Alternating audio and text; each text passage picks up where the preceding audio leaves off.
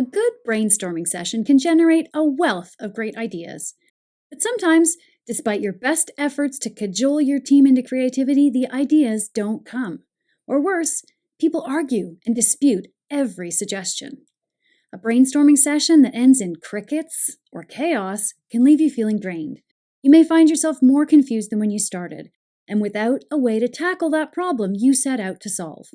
Welcome to Gimbal's Tip of the Week, where you get practical, actionable advice you can use right away to start building a more productive and profitable legal practice. The brainstorming we see on TV has fooled us into thinking it's as easy as a 30-minute group meeting with someone who captures dozens of amazing ideas on a whiteboard. In reality, it can be quite the opposite. The good news is that whether you're alone or in a team, adding structure to your brainstorming sessions can mean a huge improvement. So this week's tip is to follow our 4 rules for brainstorming. 1. Provide clear direction. Identify the problem you're attempting to solve and set out clear objectives for your brainstorming session. Give your team the problem ahead of time. They'll be able to think independently about how they would solve the problem, and maybe even do some research. When your team has had time to do some deep thinking, they won't feel overwhelmed at the start of a session. And when people arrive prepared, they're more likely to offer relevant and achievable ideas.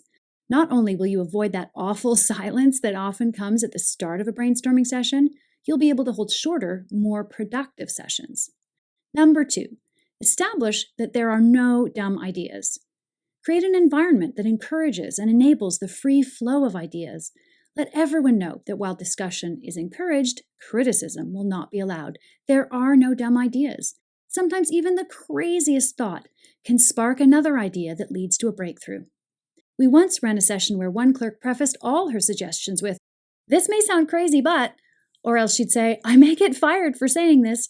But many of her ideas ended up being implemented and others served as catalysts for even more solutions. Which leads me to number 3, build on others' ideas. As the saying goes, 2 heads are better than 1. Last week, we talked about who you want on a brainstorming team and suggested you include people who think differently and people who fulfill different roles. Use their varying points of view to your advantage. Encourage people to listen to the ideas of others and look for the hidden gems they can expand on. Very few ideas come out fully polished. Look for the diamonds in the rough and then work on them. To do that, you need to encourage the innovator's mindset. For every new idea, think, "Yes, we could do that if," rather than, "Nope, we can't do that because." And finally, we want you to emphasize quantity over quality. That's number 4. Brainstorming is a tool for gathering all the possible ideas and solutions, not just the perfect ones. Capture every idea as it comes up. You can always prioritize after the session. If people are reluctant to speak, give everyone a few minutes to do a personal brain dump onto stickies that you can present to the group anonymously. Whether you're brainstorming in person with a whiteboard or sticky notes, or you're working remotely with a virtual whiteboard like Miro or Mural, all of these rules still apply. So here's your action item. Use these 4 rules the next time you're brainstorming. When you give some structure to your sessions, you'll be able to generate ideas quickly and effectively. And that means solutions that will deliver even more value for your law firm and its clients. And that's it. Join us next week for more on building a profitable and productive law practice. If you want information like this once a week, sign up below so you never miss a tip. Thanks a lot, everybody. We'll see you next week.